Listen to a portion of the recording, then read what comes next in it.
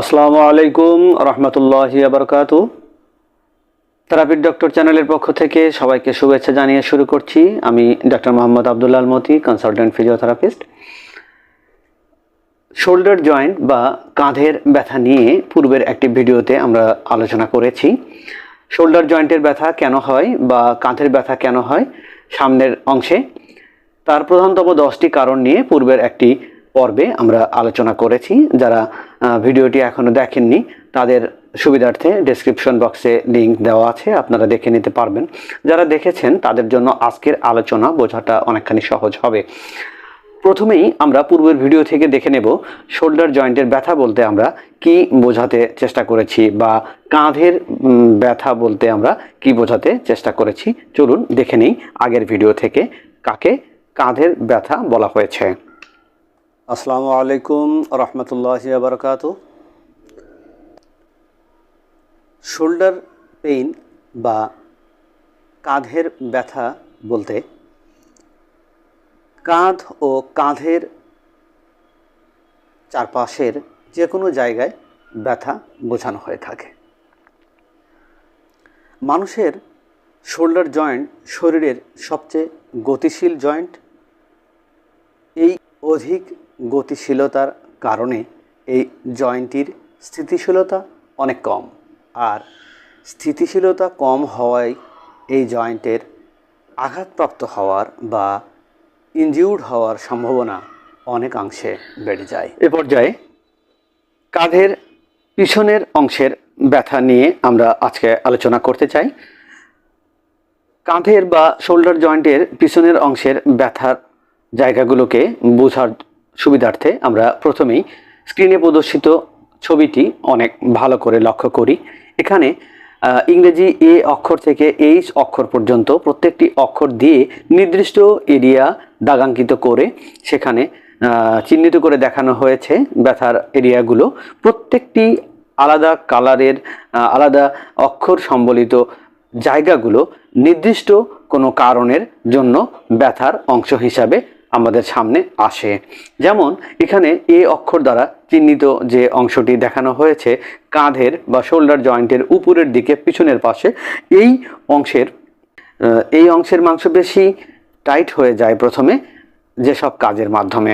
যেমন আমরা যদি ভারী কোনো জিনিস উঠাই, আমরা দীর্ঘ সময় খেলাধুলা করি বা আমরা যদি দীর্ঘ সময় কম্পিউটারে কাজ করি, তাহলে কাঁধের উপরের এই ট্রাপিজিয়াস মাংসপেশিটি প্রথমে টাইট হয়ে যায় এবং ব্যথা শুরু হয়। ব্যথা আস্তে আস্তে একটা পর্যায়ে বেড়ে যায় এবং এটি একসময় মাসেলকে স্ট্রেইন করে দেয়। তখন এই ব্যথাটি দীর্ঘ সময়ের জন্য একটি সমস্যা হয়ে দাঁড়ায় এবং এটিকে তখন চিকিৎসা নেওয়ার প্রয়োজনীয়তা অনুভব করেন আমাদের পেশেন্টরা। দ্বিতীয় নম্বর যে অংশটি এখানে আমরা আলোচনা করব, এটি বি অক্ষর দ্বারা দাগাঙ্কিত সবুজ কালারের যে বড় অংশটি স্পাইনের মাঝ বরাবর ঘাড়ের নিচ থেকে মাঝপিঠ পর্যন্ত দাগাঙ্কিত অংশটি দেখানো হয়েছে।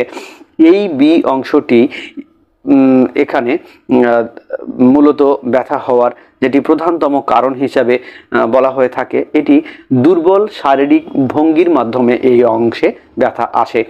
দুর্বল শারীরিক ভঙ্গি বলতে এখানে যেটি বোঝানো হয়েছে, আমরা যখন সকালে অফিসে যেয়ে চেয়ারে বসি, দীর্ঘ সময় কাজ করার পর দিন শেষে দিনের মাঝ বরাবর সময়ে বা 1.5-2 ঘন্টা পরে থেকে আমরা আস্তে আস্তে সামনের দিকে এভাবে ঝুঁকতে থাকি, তখন চেয়ারে আমাদের পিঠটি আর ঠিকভাবে লাগানো থাকে না, ব্যাকেও তেমন একটা সাপোর্ট থাকে না। এরকম ব্যাকে সাপোর্টবিহীন অবস্থায় যখন আমরা দীর্ঘ সময় কাজ করি, দীর্ঘ সময় কম্পিউটার পরিচালনা করি, যে কোনো মনোযোগী কাজ করে থাকি, যেমন দীর্ঘ সময় পড়া লেখা, দীর্ঘ সময় আমরা টাইপ করি বা ব্রাউজিং করি, যারা কন্টেন্ট ক্রিয়েটর আছেন তারা ভিডিও এডিটিং করি বা সাউন্ড করে এডিটিং করি, এই ধরনের কাজের মধ্যে যখন আমরা দীর্ঘ সময় ব্যস্ত থাকি, তখন আমাদের শরীরের যে সঠিক বসার পশ্চারটা এটি মেইনটেন হয় না, বিধায় এই জায়গায় আস্তে আস্তে মাসেল স্পাজম হতে শুরু করে এবং এই পুরো অংশ জুড়ে ব্যথা শুরু হয়।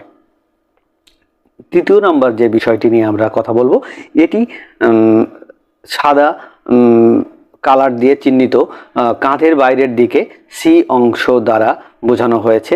এখানে যেটা বলা হয়েছে এই অংশে ব্যথা আসে রোটেটর কাফ ইনজুরি থেকে, আর রোটেটর কাফ ইনজুরি হয় ইমপিজমেন্ট সিনড্রোম এবং ফ্রোজেন শোল্ডার, এই দুইটি কমন অসুখ থেকে রোটেটর কাফ ইনজুরি আমরা পেয়ে থাকি।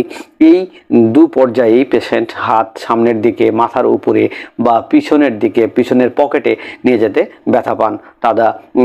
তাদের ফুল রেঞ্জ অফ মোশন হারিয়ে ফেলেন, শোল্ডারে অনেক ব্যথা অনুভব করেন, রাতে ঘুমের মধ্যেও শোল্ডারে ব্যথা হয়, কোনো কাজ করতে হঠাৎ এখানে ব্যথা লাগে। এভাবে এই ব্যথার অংশটি সামনে আসে এবং তারপর এটি একটা সময় চিকিৎসার প্রয়োজনীয়তা দেখা দেয়। ডি দাগাঙ্কিত যে অংশটি রেড কালার দিয়ে পিছনে বড় অংশ দেখানো হয়েছে, এটি মূলত এই অংশে ব্যথা আসে হার্ট অ্যাটাকের মাধ্যমে। আর এটি খুব এই অংশে ব্যথা হলে আমাদের পেশেন্টদের, আমাদের যাদের সাফারার আমরা, তাদের উচিত দ্রুত সময়ের মধ্যে কার্ডিওলজিস্টের সাথে আলোচনা করা। 5 নম্বর যে বিষয়টি নিয়ে আমরা এখানে কথা বলবো, এটি ই চিহ্ন দ্বারা পিঠের মাঝ বরাবর, কাঁধের নিচে পিঠের মাঝ বরাবর স্টার চিহ্ন দিয়ে যে জায়গাটি লোকেট করে দেখানো হয়েছে, এই জায়গায় অনেকেরই ব্যথা হতে ব্যথা হতে দেখা যায়। এই জায়গায় ব্যথা হওয়ার যে কারণ সেটিকে বলা হয় T4 সিনড্রোম। এটি একটি খুব বহুল পরিচিত বা আলোচিত বা অনেক বেশি এই সমস্যাটি পাওয়া যায় তেমন নয়, এটি একটি রেয়ার প্রবলেম, এটি খুবই কম পেশেন্টদের মধ্যে দেখা যায়। এই জায়গার ব্যথাটি শুরু হয় মূলত আমাদের থোরাসিক রিজিয়নের 4 নম্বর ভার্টিব্রার অংশে অবশ, মুভমেন্ট করতে অসুবিধা এবং 4 নম্বর ভার্টিব্রার পোস্টেরিয়র কম্পার্টমেন্ট বা পিছনের দিকে টাচ করলে, টাচের ওই জায়গায় T4 বা থোরাসিক ভার্টিব্রার 4 নম্বর ভার্টিব্রার অংশে টাচ লাগলেও তখন ব্যথা অনুভূত হয় এবং এই প্রবলেমটিকে সিনড্রোম বলা হয়ে থাকে। 6 নম্বর যে প্রবলেমটি নিয়ে আমরা কথা বলবো, এটি ট্রিগার পয়েন্ট। এই ট্রিগার পয়েন্টটি আমাদের কাঁধের পাশ বরাবর, চুলের গোড়া থেকে শুরু করে পিঠের পার্শ্ববর্তী মাঝ বরাবর অংশ পর্যন্ত ছড়িয়ে পড়তে পারে এবং এটি আমরা এখানে একটি ছবির মাধ্যমে দেখানোর চেষ্টা করেছি। প্রথমে আপনারা অনুভব করতে পারেন যে মাসেলের ভিতরে একটি গোল গুটির মতো শক্ত একটি কিছুর অনুভব করা যাচ্ছে, যেটি পরবর্তীতে আস্তে আস্তে ব্যথা বাড়ে এবং ছড়িয়ে পড়ে। এটি মেডিকেলের ভাষায় নোডিউল বলা হয়ে থাকে এবং শরীরে যতগুলো জায়গায় মাসেল নোডিউল হয় তার মধ্যে এই এরিয়াটি সবচেয়ে বেশি কমন, এখানেই এই নোডিউলটি বেশি পাওয়া যায়। জি চিহ্নিত অংশটি যেটি এখানে দেখানো হয়েছে, এটি বলা হয়েছে যে স্ক্যাপুলোথোরাসিক বার্সাইটিস কারণে এই জায়গায় ব্যথা হয়ে থাকে। আমরা অ্যাক্সিডেন্টের ফলে বা আঘাতের ফলে যদি আমাদের স্ক্যাপুলা বোনে আঘাত পাই এবং স্ক্যাপুলার বোনসে এখানে দেখানো হয়েছে ছবির মাধ্যমে দুটি বার্সার উপস্থিতি দেখানো হয়েছে, একটি ইনফেরিয়রে উপরে এবং একটি নিচে।